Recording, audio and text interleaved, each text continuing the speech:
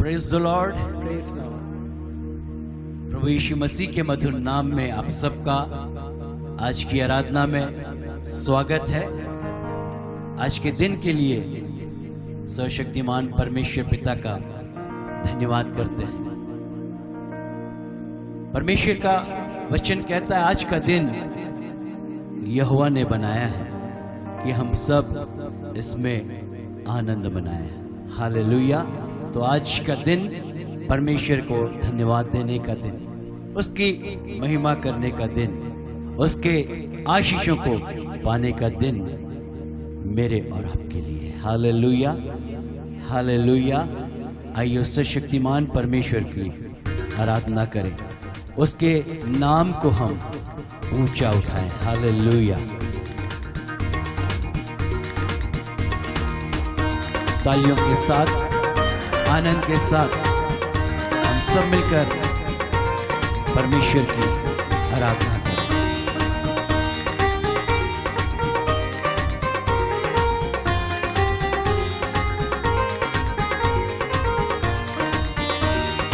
आज का दिन यहोवा ने बनाया है, हम इसमें आनंदित हो, आनंदित हो।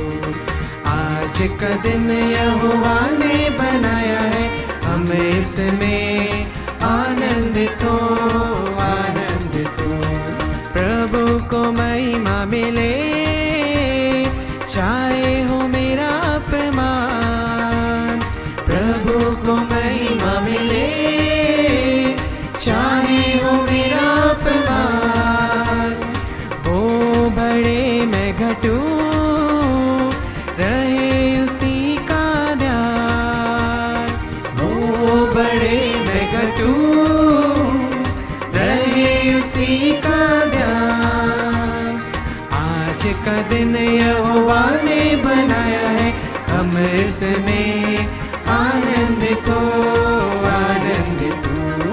आज का दिन यहोवा ने बनाया है, हम इसमें आनंदित हो, आनंदित हो।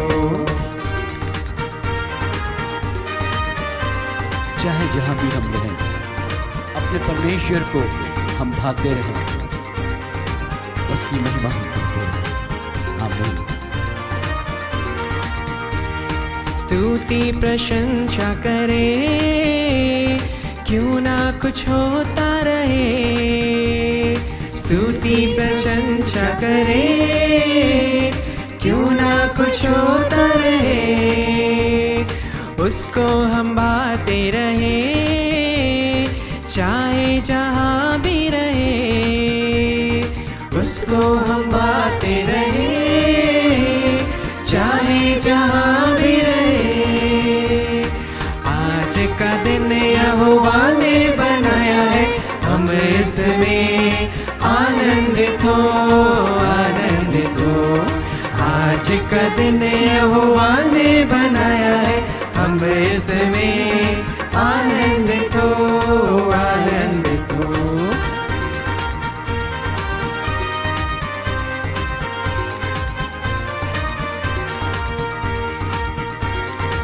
प्रभु हम आपके पास आते हैं, हमें कबूल कर, हमें आशीष दे, अपने सामर्थ्य हाथों में हमें संभाल। आता हूँ तेरे पास, मुझको है तुझसे आस। आता हूँ तेरे पास, मुझको है तुझसे आस। मुझको कबूल कर ले, पापों से शुद्ध कर दे। मुझको कबूल कर ले, पापों से शुद्ध कर दे। आज का दिन यहोवा ने बनाया है, हम इसमें आनंदित हो, आनंदित हो। आज का दिन यहोवा ने बनाया है, हम इसमें आनंदित हो, आनंदित हो। आज का दिन यहोवा ने बनाया है, हम इसमें आनंदित हो, आनंदित हो। आज का दिन यहोवा ने बनाया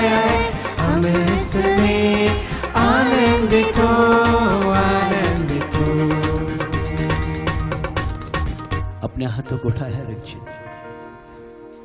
क्या परमेश्वर मेरे जीवन में आपके प्रेम की ज्योति जलती रहे। परमेश्वर आपके नाम की महिमा, आपके नाम की प्रशंसा मैं जीवन भर करूं, यही मेरी इच्छा है, यही मेरी कामना है। जीवन में ज्योति चले। हालेलुया।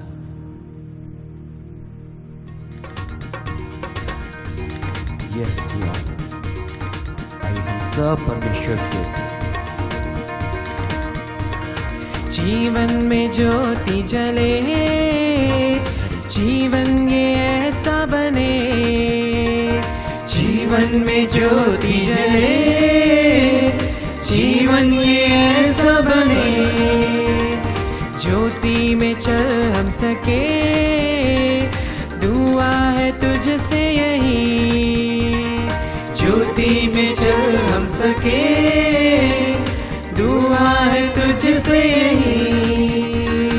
आज का दिन यहोवा ने बनाया है, हम इसमें आनंदित हो, आनंदित हो। मिलकर आज का दिन यहोवा ने बनाया है, हम इसमें आनंदित हो, आनंदित हो। तालियों के साथ आज का दिन यहोवा ने बनाया है, हम इसमें आनंदित हो, आनंदित हो, आनंदित हो, आनंदित हो, आनंदित हो, आनंदित हो, आनंदित हो, आनंदित हो। Hallelujah, hallelujah. उसकी निकटता में आनंद की भरपूरी है। राजा दाऊद कहते, परमेश्वर तेरा भवन, तेरे चरणों में बैठना मुझे सबसे अधिक भावता है। Hallelujah, hallelujah. जब हम उसके चरणों में आते, जब परमेश्वर की उपस्थिति में हम रहते, वो सबसे धन्य समय हमारे लिए होता, सबसे आनंद और आशीष का समय होता है। उस सर्वशक्तिमान परमेश्वर के चरणों में समय बिताना। Hallelujah, hallelujah. उसने कहा, मैं तुम्हें अकेला ना छोड़ूंगा, लेकिन एक सहायक भेजूंगा, और जब पवित्र आत्मा आएगा वो तुम्हें सब बातों को सिखाएगा। वो मददगार हमारे संग रहता है, वो हमारी सहायता करता है, और वो परमेश्वर के उस प्रेम के भरपूरी को हमारे हृदय, हमारी आत्मा में प्रदान करता है।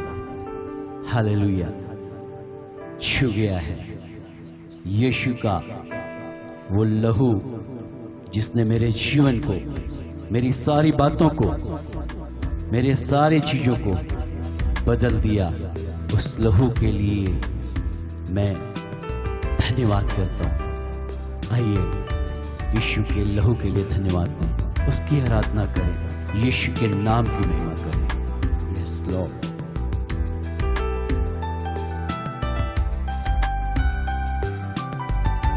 Thank you Jesus, thank you Lord. लहू यीशु का रहमतों वाला, लहू यीशु का कुव्वतों वाला, लहू यीशु का रहमतों वाला, लहू यीशु का कुव्वतों वाला। गिरते हुओं को लहू ने संभाला, तारीकियों ने किया है उजाला। गिरते हुओं को लहू ने संभाला, तारीकियों ने किया है उजाला। ऐसा है लहू यीशु का लहू, ऐसा है लहू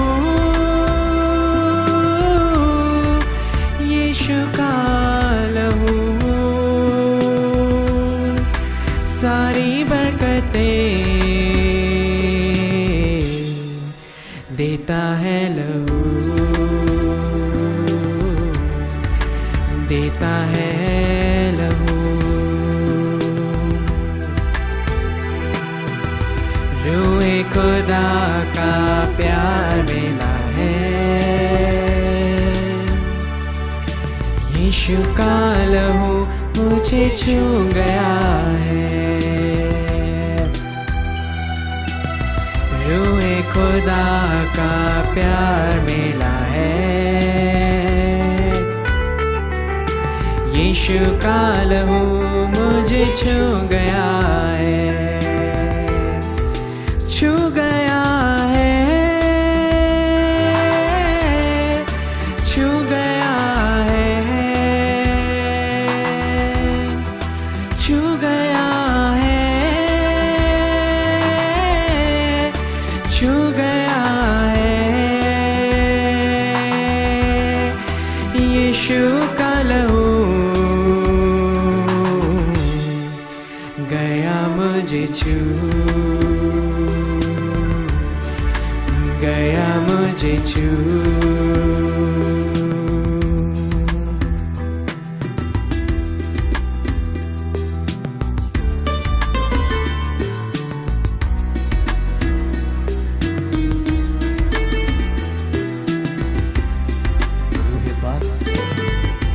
हमारा मददगार, वो हर बातों में हमारी अगुवाई और सहायता करने वाला है।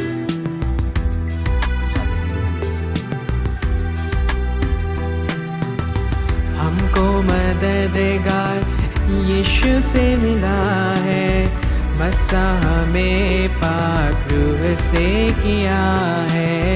हमको मददगार यीशु से मिला है, मसा हमें पाक रूह से किया है। अब ना उदासी है ना कोई डर, प्याला शिफा का हमने पिया है। अब ना उदासी है ना कोई डर, प्याला शिफा का हमने पिया है। अब दी जिंदगी, अब दी है खुशी, अब दी जिंदगी, अब दी है खुशी। रोशनी हमें रूह से मिली, रूह से मिली।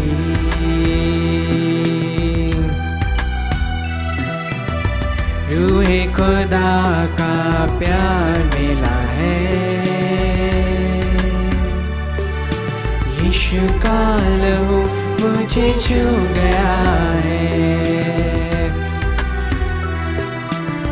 रूहे खुदा का प्यार मिला है, यीशु का लहू मुझे छू गया है, छू गया है, छू गया है, छू गया है,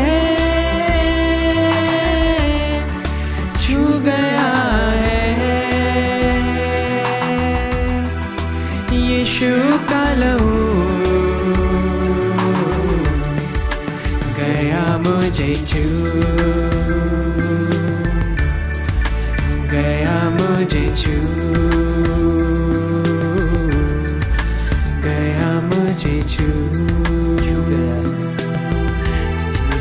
छू गया है, छू गया है, छू गया है, छू गया है। यीशु का लहू गया मुझे छू, यीशु का लहू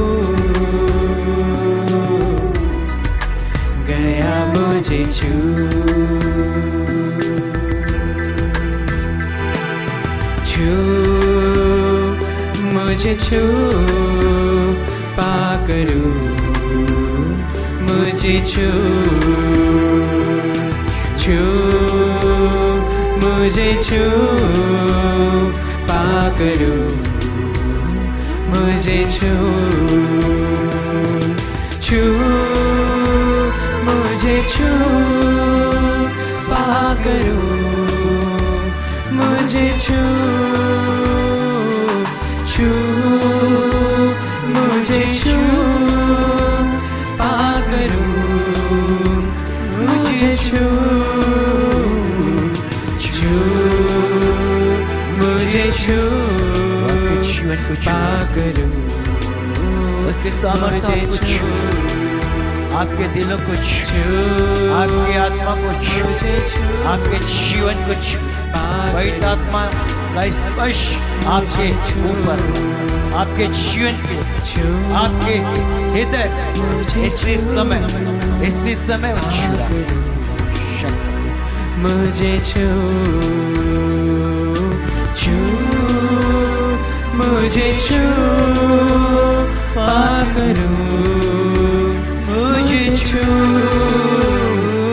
छू मुझे छू। पुकारे दिल की गहराई से हर एक क्षण इसी समय उसके स्पर्श को, उसकी आनंद को, उसकी सामर्थ को इसी समय अपने हृदय में, अपने जीवन में ग्रहण करें। इसी समय रिसीव करें इसी समय उसके सामर्थ को, उसके अभिषेक को, उसके आनंद को, उसकी भरपूरी को, पवित्र आत्मा के स्पर्श को हर एक क्षण इसी समय रिसीव करें। वो आपको छू रहा, आपके जीवन को स्पर्श कर रहा है, सारी परिस्थिति को छू रहा है, आपके सारी समस्याओं को छू रहा है, आपके सारी चीजों को बदल रहा है। उसके छूने से सब कुछ बदलता है, उसके छूने से सब कुछ बदलता है, उसके छूने से सब कुछ अद्भुत होता है। इसी समय उसका स्पर्श आपके हृदय को, आपके जीवन को, सारी परिस्थिति को छू रहा है। अपने हाथों को उठाएं और उसके स्पर्श को इसी समय रिसीव करें, इसी समय रिसीव करें। बंधन को तोड़ रहा आपके जीवन से, बीमारी को हटा रहा आपके जीवन से, समस्या को हटा रहा आपके जीवन से। इसी समय पवित्र आत्मा के सामर्थ को, उसके स्पर्श को रिसीव करें विश्वास के साथ ग्रहण करें इसी समय। रबा शक्कांदा रबा yes Holy Spirit touch each and everyone master. हर एक जीवन को, हर एक की परिस्थिति को छू लीजिए, सब कुछ बदल दीजिए परमेश्वर। इस आराधना में सारे बंधन टूटे, हर एक परिस्थितियां बदले और प्रभु आज अद्भुत आनंद, अद्भुत आशीष, शिफा और महिमा की भरपूरी आज हर एक के जीवन में उतरे इसी समय। Hallelujah hallelujah. Thank you Jesus, thank you Lord. अपने हाथों को उठाए धन्यवाद दे, सब धन्यवाद दे। री बाबा शक्कांदा रबा सारा बश। Yes.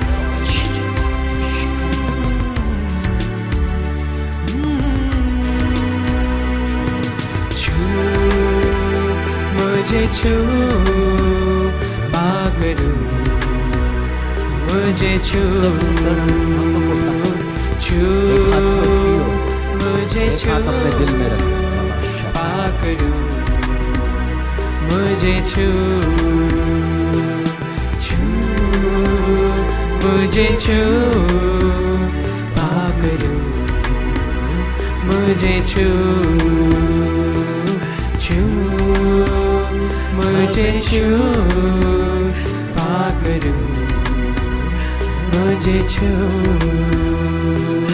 छू मुझे छू पाकरू मुझे छू मुझे छू पाकरू मुझे छू मुझे छू पाकरू मुझे छू।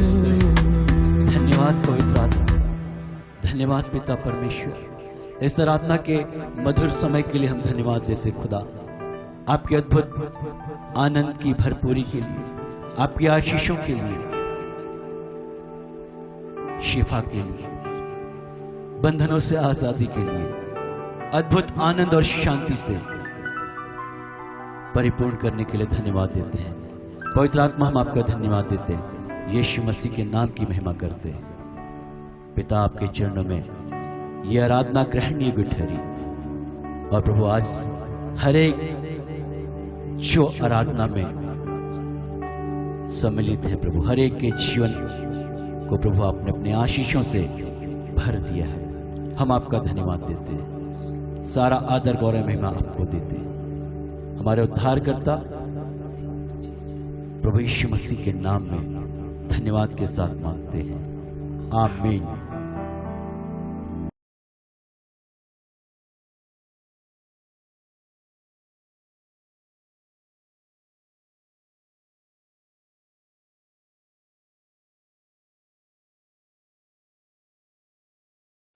Praise the Lord. प्रभु यीशु मसीह के सामर्थी नाम में आप सबका स्वागत, अभिनंदन। आज की इस आराधना में उस सर्वशक्तिमान परमेश्वर का धन्यवाद करते हैं जिसने हम सबको संभाला और अपनी अनुग्रह और दया हमारे जीवन में बनाई रखी। हालेलुया। परमेश्वर प्रेम करने वाला परमेश्वर है। वह हर एक के जीवन में अपनी दया और करुणा को, अपनी भलाई को और अपनी सारी आशीषों की भरपूरी को देने वाला परमेश्वर है। पवित्र शास्त्र जब हम पढ़ते हैं, यीशु मसीह लोगों के बीच में, चेलों के बीच में दृष्टांतों के द्वारा सारी बातों को समझाया करते थे। और मत्ती रचित सुसमाचार में उसके 25 अध्याय में एक स्वामी के विषय में हम पढ़ते हैं। जब वो परदेश गया, अपने दासों को उसने बुलाया और एक को 5 तोड़े, एक को 2 तोड़े और एक को 1 तोड़ा दिया। और उसने कहा, इसे संभाल के रखना, जब मैं आऊंगा हिसाब लूंगा। और जिसके 5 तोड़े थे उसने परिश्रम किया और 5 तोड़े कमाए। जिसके पास 2 तोड़े थे उसने 2 तोड़े और कमाए। लेकिन जिसके पास 1 था उसने उसे मिट्टी में छिपा दिया। पवित्र शास्त्र हमें बताता है, जब वो स्वामी वापस लौटा, वे जिन्होंने परिश्रम किया, जो विश्वास योग्य निकले, वो उसकी प्रशंसा के पात्र ठहरे। लेकिन जिसने कुछ भी काम नहीं किया, उससे वो भी ले लिया गया। स्वामी जब वापस आया और दास ने कहा, मैंने परिश्रम किया और जो आपने दिया था मैंने उतना और कमाया। उस स्वामी ने कहा, धन्य हे अच्छे विश्वास योग्य दास, तू थोड़े में विश्वास योग्य रहा, इसलिए मैं तुझे बहुत सी वस्तुओं का अधिकारी बनाऊंगा। इस संसार में हम सब के जीवन का परमेश्वर की दृष्टि में कुछ प्रयोजन है। हम सब इस संसार में रहते हैं, सबके कार्य क्षेत्र अलग है। कोई बिजनेस व्यवसाय के क्षेत्र में, कोई नौकरी के क्षेत्र में, कोई संगीतकार है, किसी का और कुछ व्यवसाय है। लेकिन परमेश्वर का वचन कहता है, वे जो अपने कार्य को, जो जिम्मेदारी इस संसार में उनको दी गई परमेश्वर की ओर से विश्वास योग्य ठहरते हैं, वे ही अपने जीवन में उन सफलताओं को, उन आशीषों को देख पाते हैं। विश्वास योग्यता एक ऐसा गुण, ऐसा स्वभाव जो विश्वास के साथ संबंधित है। पवित्र शास्त्र में लिखा हुआ इब्रानियों 11वें अध्याय उसके पहली आयत में इस प्रकार से लिखा है, अब विश्वास आशा की हुई वस्तुओं का निश्चय है और अनदेखी वस्तुओं का प्रमाण है। अर्थात विश्वास जो आपने देखा नहीं, जो मैंने देखा नहीं, लेकिन हम भरोसा करते हैं, हम आशा करते हैं कि ये हमारे लिए, मेरे लिए, मेरे जीवन में ये बातें पूरी होगी। ये विश्वास कहलाता है। विश्वास योग्यता, उस विश्वास के योग्य ठहराया जाना। जब एक व्यक्ति अपने सारे कार्यों में पूरी रीति से विश्वास योग्य पाया जाता है, तब वो अपने जीवन में सफलता और ऊंचाइयों को देखता है। वही शास्त्र में लिखा हुआ है कि जो भी कार्य हम करते हैं विश्वास योग्यता के साथ, जो काम हमारे लिए रखा हुआ है, सब उपदेशक में इस प्रकार से लिखा हुआ है, जो काम तुझे दिया गया, जो काम तू करता है, उसे अपनी शक्ति के अनुसार पूरी शक्ति से करने के लिए हमेशा तत्पर रहे। नीति वचन को लिखने वाला कहता है, जो काम में ढिलाई करता है वो निर्धन हो जाता है, लेकिन कामकाजी लोग अपने कार्यों के द्वारा धनी बन जाते हैं। इस विश्वास योग्यता में कैसे बने रहे, किस प्रकार से हम विश्वास योग्य ठहराए जाएं कि अपने जीवन में उन ऊंचाइयों को, उन सफलताओं को जो परमेश्वर ने आपके लिए रखा है पूरा होते देख सके।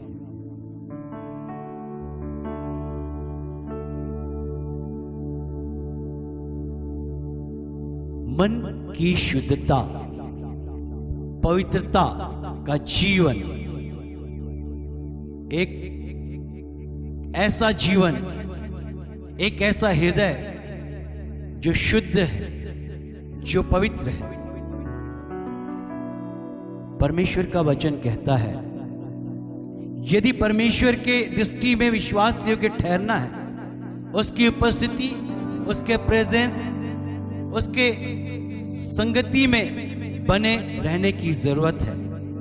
और वो प्रेजेंस तभी होती है, यीशु मसीह ने कहा मत्ती 5वें अध्याय में 8 आयत में, धन्य है वे जो मन के शुद्ध हैं, वो परमेश्वर को देखेंगे।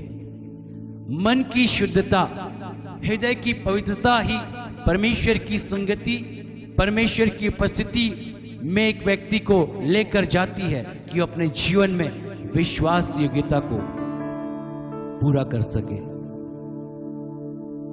भजन संहिता 24 में इस प्रकार से लिखा है, परमेश्वर के पवित्र पर्वत पर कौन चढ़ेगा, कौन सर्वशक्तिमान परमेश्वर के सामने खड़ा रह सकता है।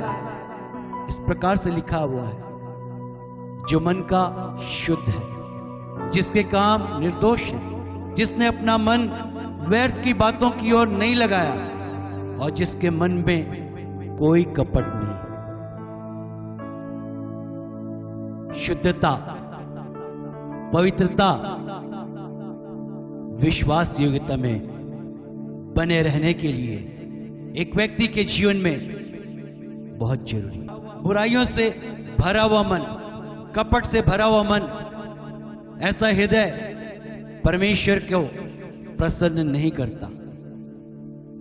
एक बुरा व्यक्ति भी अपने लिए सब कुछ अच्छा सोचता है। एक कहावत है, बेईमान व्यक्ति भी ईमानदार साथी को चाहता है। ऐसा व्यक्ति जिसके मन में कपट है, बैर है, दुनिया भर की ऐसी चीजें, ऐसी बातें जो उसके जीवन में परमेश्वर की निकटता को आने से रोकती है, परमेश्वर की पवित्रता को आने से रोकती है, उन बातों के कारण वो अपने जीवन में विश्वास योग्य नहीं ठहरता। पवित्र शास्त्र जब हम पढ़ते हैं वहां पर लिखा हुआ है, यहोशू ने जब लोगों की अगुवाई करने के लिए परमेश्वर की सहायता को अपने जीवन में चाहा, परमेश्वर ने उससे बातचीत की, परमेश्वर ने उससे बात की और कहा सारे लोगों से कह अपने आप को अलग करो, अपने आप को पवित्र करो, क्योंकि एक बड़े उद्देश्य के लिए, एक बड़ी योजना के लिए, एक बड़ी योजना के तहत, एक बड़ी योजना के तहत वो उस कनान देश में जाने के लिए तैयार किए गए। उन्होंने सारी चीजों से अपने आप को अलग किया। आप अपने जीवन में ऊंचाइयों को चाहते, परमेश्वर के प्रति विश्वास योग्यता को चाहते, उस पवित्रता को, उस शुद्धता को परमेश्वर आपके जीवन में चाहता है। पतरस अपनी पत्री में लिखते हुए कहते हैं, पवित्र बनो क्योंकि तुम्हारा परमेश्वर पवित्र परमेश्वर है। अजीजों, हमारा परमेश्वर पवित्र परमेश्वर है। बिना पवित्रता के, बिना शुद्धता के कोई भी विश्वास योग्य परमेश्वर की दृष्टि में ठहर नहीं सकता। कुरिन्थियों की कलीसिया को लिखते पौलुस कहते हैं, अपने आप को शरीर और आत्मा की उन सारी मलिनताओं से, उन सारे बुरी बातों से अलग करो, अपने आप को शुद्ध और पवित्र करो, क्योंकि परमेश्वर उस शुद्धता को, उस पवित्रता को पसंद करते हैं। आपके जीवन में विश्वास योग्यता में आगे बढ़ना चाहते हैं आप, शुद्ध और पवित्रता के साथ, शुद्ध मन और पवित्र हृदय के साथ, सोच और विचारों में, शरीर और आत्मा में उस शुद्धता और पवित्रता के साथ जब आप परमेश्वरी योजना में चलते हैं, परमेश्वर आपके लिए सब कुछ अद्भुत रीति से पूरा करने वाले परमेश्वर। एक समर्पित जीवन, ऐसा जीवन जो परमेश्वर के प्रति समर्पित है, अपने कार्य के प्रति समर्पित है, परमेश्वर ऐसे जीवन को पसंद करते हैं। समर्पण इस बात को दिखाता है कि अपने आप को पूरी रीति से अधीनता में दे देना, अपने आप को पूरी रीति से सौंप देना। एक समर्पित व्यक्ति ही विश्वास योग्य ठहरता है। परमेश्वर के वचन में लिखा है, परमेश्वर ने जब मूसा को चुना, उसने कहा मूसा, उसका घराना सारे लोगों के बीच में ज्यादा समर्पित है, विश्वास योग्य है। इस कारण से परमेश्वर ने मूसा को अपनी प्रजा के लिए, अपने लोगों के लिए लीडर के रूप में, अगुवे के रूप में चुना कि वो उनको उस मिस्र की दास्ता से छुड़ाए और उस आशीषित कनान देश में ले जाने के लिए उनकी अगुवाई करे। बिना समर्पण के, बिना समर्पित जीवन के विश्वास योग्यता की कल्पना भी नहीं की जा सकती। उस समर्पण के जीवन को जब एक व्यक्ति बिताता है, वो अपने जीवन में सब बातों में अलग दिखाई पड़ता है। समर्पण अलग किया हुआ, अपने आप को अलग किया हुआ।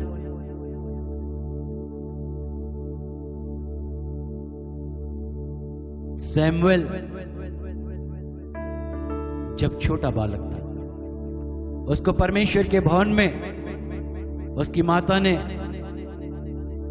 समर्पण किया, उसका दे दिया अलग कर दिया। उसने कहा ये परमेश्वर की महिमा के लिए, परमेश्वर के कार्य के लिए मैं इसे दे देती हूं।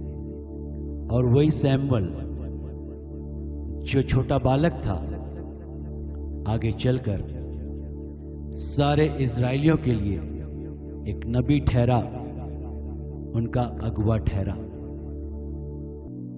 जब बोर्ड की परीक्षाएं होती हैं, लाखों विद्यार्थी उन परीक्षाओं में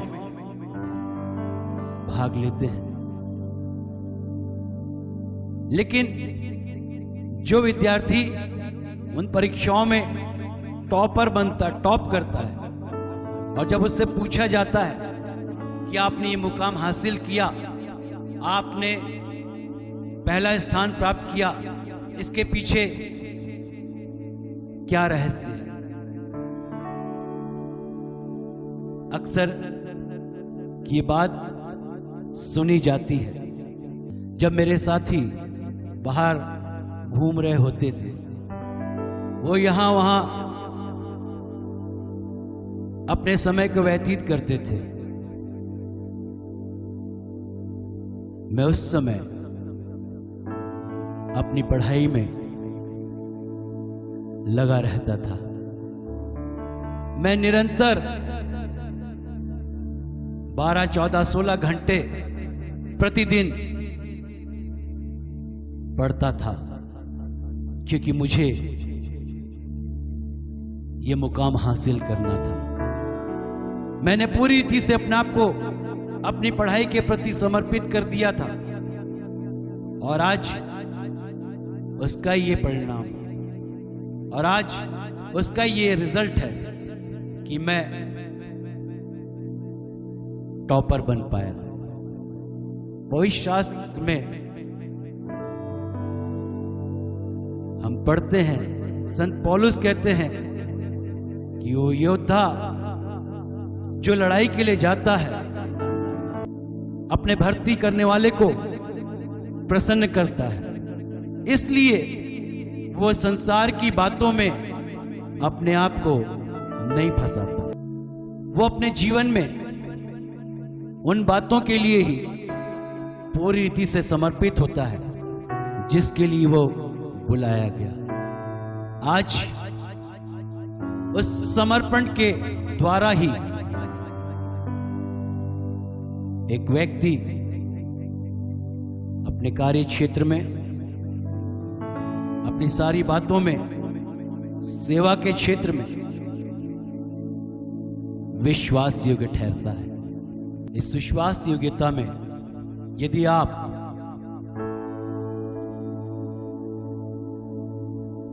आगे बढ़ना चाहते हैं और अपने जीवन में उन सारी आशीषों को, अपने जीवन में उन ऊंचाइयों को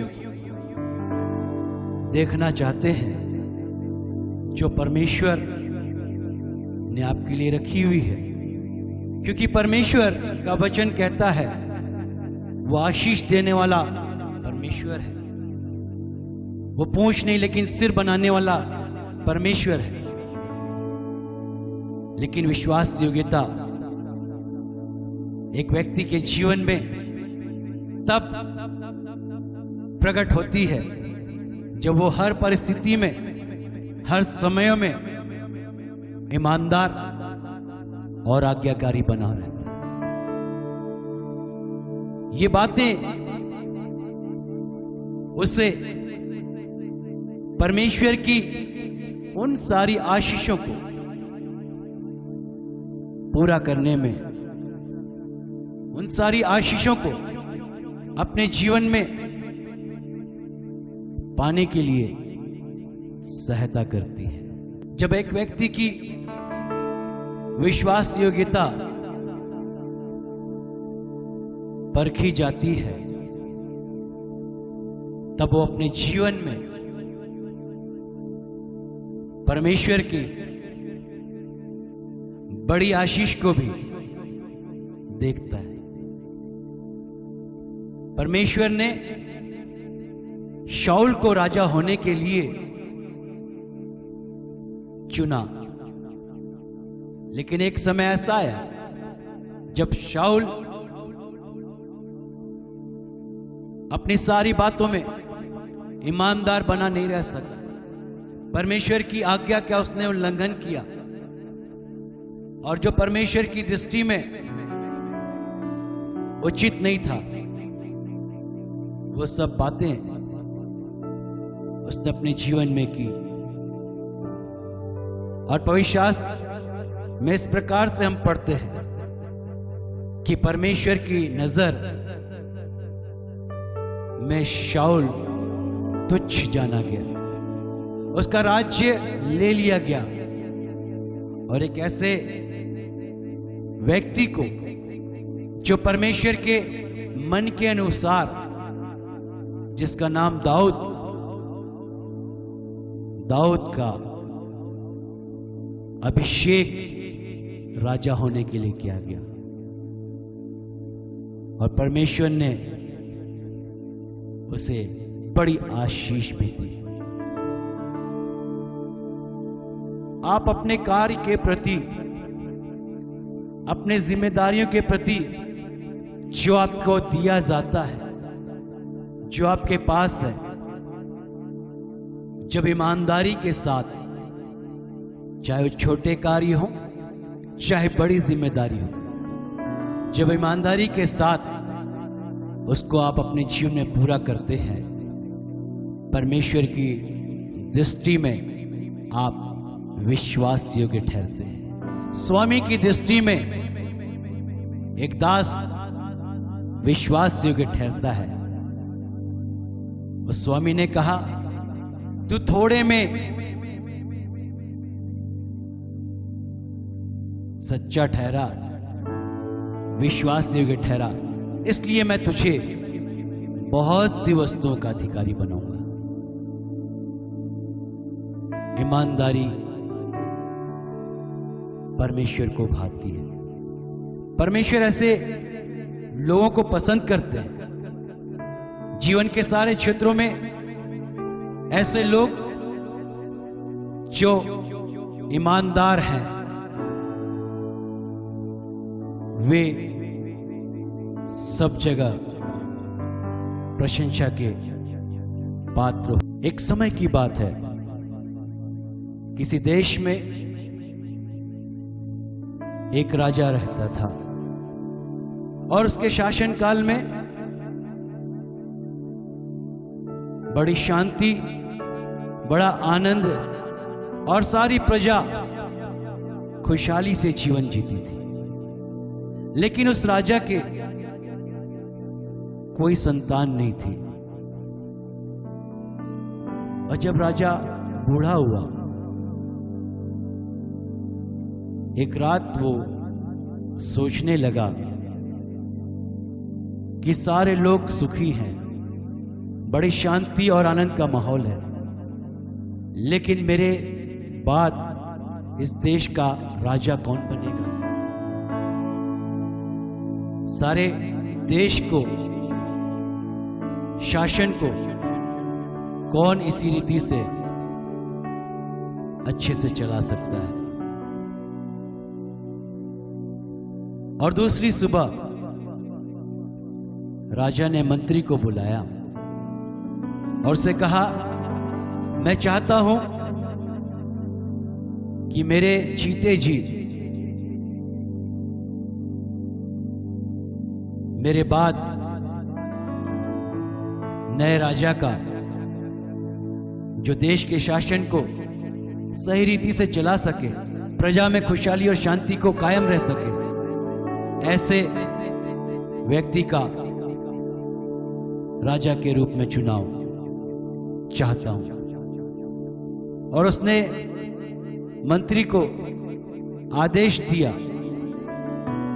कि ऐसे जवानों को चुनकर लाया जाए जो मेरे बाद देश के सारे शासन को सुचारू रूप से चला सके। और सारे देश में जवानों के बीच में बात पहुंची। बहुत से जवान उस चुनाव के लिए आगे आए, लेकिन उनमें से आखिरी में 10 जवानों को चुना गया कि उनमें से कोई एक आने वाले समय में देश का राजा बने। और राजा के सामने उनको प्रस्तुत किया गया। राजा ने उन जवानों की ओर देखा और हर एक को एक बीज दे दिया और कहा, इसे बोना, इसकी देखभाल करना, और 1 महीने के बाद जिसका पौधा सबसे अच्छा हो, सबसे बड़ा हो, वो ही राजा की,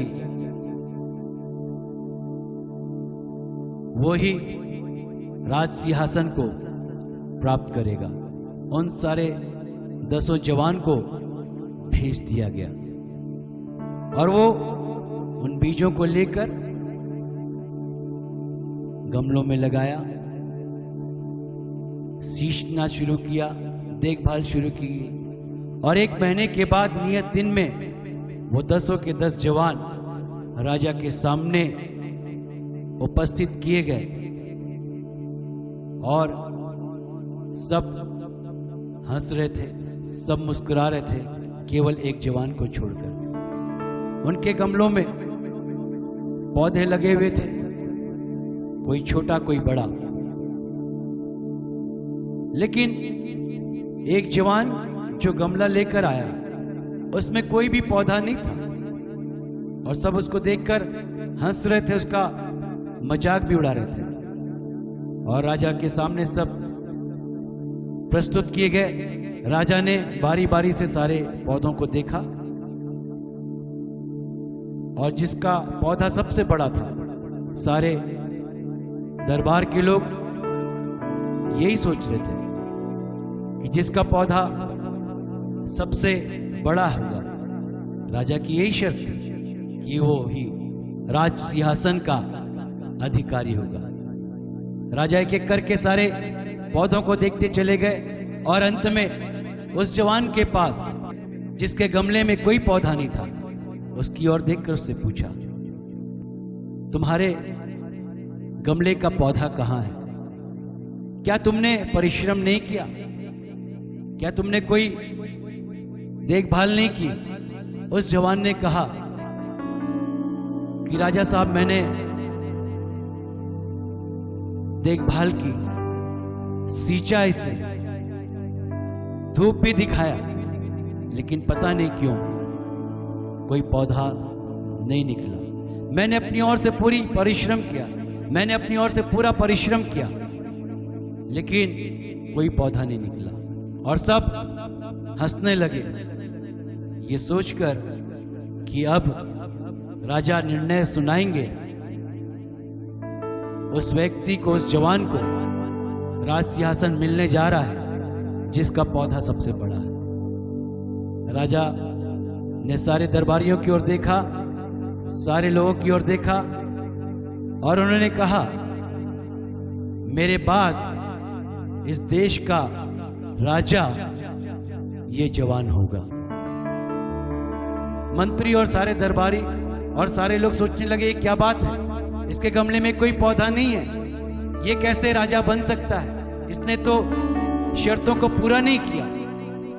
राजा ने मुस्कुराते हुए कहा, वो जो बीज मैंने 10 जवानों को दिया था, वो सब मरे हुए बीज थे, उनमें कोई जीवन नहीं था, उसमें कोई पौधा बन ही नहीं सकता था। लेकिन ये सारे के सारे 9 ने उन बीजों को बदल दिया। ईमानदार नहीं रह सके, बेईमानी की है, केवल ये जवान ने इसमें परिश्रम किया है। इसकी ईमानदारी के कारण मेरे बाद इस देश का शासक यही बनेगा। ईमानदारी सिर्फ उस राजा को प्रभावित नहीं करती, लेकिन ईमानदार जब आप रहते हैं, उस राजा को जो स्वर्ग में है, उस परमेश्वर को जो सारी सृष्टि को रचने वाला है, जिसने हम सबको बनाया, वो ईमानदारी उससे भाती है। बुरे दुष्टों को देखते हैं, बुरे व्यक्तियों को देखते हैं, अनर्थकारियों को देखते हैं, कहते हैं कैसे वो ऊंचाइयों पर है, कैसे वो सफल है। लेकिन पवित्र शास्त्र में इस प्रकार से लिखा है कि दुष्ट मनुष्य घास के समान फूलते और फलते हैं और अनर्थकारी प्रफुल्लित होते हैं। ये इसलिए होता है कि वो सर्वदा के लिए नाश हो जाए, लेकिन धर्मी सदा लहराते रहेंगे। ईमानदार हमेशा आशीषित होंगे। आज परमेश्वर आपके जीवन में विश्वास योग्यता को चाहता है। आप विश्वास करते हैं, आप भरोसा करते हैं, लेकिन परमेश्वर उन्हें ही पसंद करता है। स्वामी ने उसी दास को पसंद किया जो विश्वास योग्य ठहरा। विश्वास योग्यता ही एक व्यक्ति के जीवन में सही मायनों में सफलता को, आशीषों को, ऊंचाइयों को लेकर आती है। आज इस वचन को सुनकर आज अपने जीवन में निर्णय लेते हुए आप आगे बढ़ें, पवित्रता और शुद्धता के साथ समर्पित जीवन। एक ऐसा व्यक्ति जो ईमानदार, परमेश्वर के मन के, उसकी इच्छा के अनुसार, निश्चय आप अपने जीवन में परमेश्वर की आशीष को पाएंगे। आइए अपनी आंखों को हम परमेश्वर की ओर लगाएं। इस समय निर्णय के साथ परमेश्वर की दृष्टि में विश्वास योग्य बने रहने के लिए आगे बढ़े, क्योंकि स्वामी को विश्वास योग्य दास पसंद है। परमेश्वर ऐसे व्यक्तियों को, ऐसे लोगों को, ऐसे विश्वासी को जो विश्वास योग्य अपने जीवन, जो परमेश्वर की हर एक बातों को पूरा करते हैं पवित्रता के साथ, बिना किसी कपट के, अपने कार्य के प्रति पूरी रीति से, जिम्मेदारियों के प्रति पूरी रीति से समर्पित होकर, समस्याओं, विपरीत परिस्थितियों में भी ईमानदार और आज्ञाकारी होकर वो अपने जीवन में उन सारी ऊंचाइयों को देखते हैं जो परमेश्वर ने उनके लिए बनाई। सर्वशक्तिमान पिता परमेश्वर, हर एक के लिए हम आपका धन्यवाद करते हैं जो आज इस वचन को सुन रहे हैं। परमेश्वर,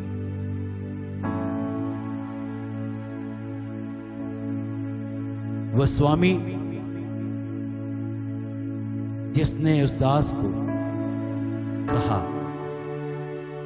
और भी वस्तुओं का, बहुत सी वस्तुओं का अधिकारी बनाऊंगा, तेरे जीवन में उन्नति और ऊंचाइयों को दूंगा। परमेश्वर, हर एक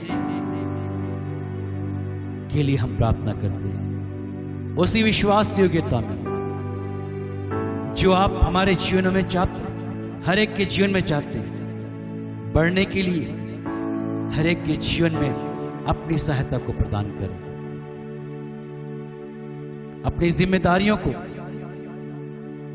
समर्पित होकर ईमानदारी के साथ प्रभु अपने जीवन में पूरा करें। अपने कार्यों में विश्वास योग्य ठहराया जाए, ताकि परमेश्वर अपने जीवन में ये सफलता और ऊंचाइयों को प्राप्त करें।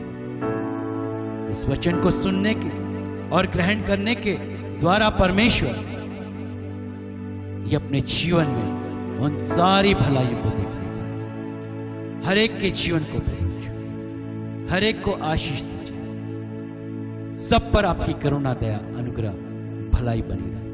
जीवन के मार्गों में विश्वास योग्यता के साथ बने रहने के लिए, चलने और बढ़ने के लिए पवित्र आत्मा परमेश्वर हर एक की सहायता, हर एक के जीवन को आशीषित करे, हर एक के जीवन ऊंचाइयों पर जाए, बड़ी महिमा को, बड़ी ऊंचाइयों को ये अपने जीवन में देखने पाए और सुख शांति आनंद से भरते।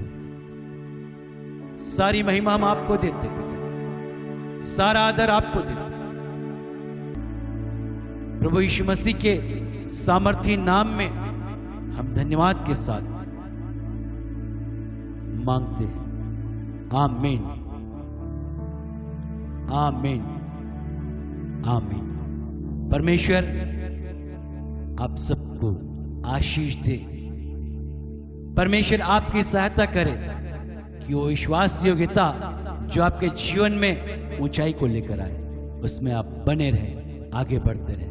परमेश्वर का अनुग्रह, उसकी आशीष, उसकी करुणा और भलाई सदा और सर्वदा आपके जीवन परिवार पर बनी रहे। आमीन।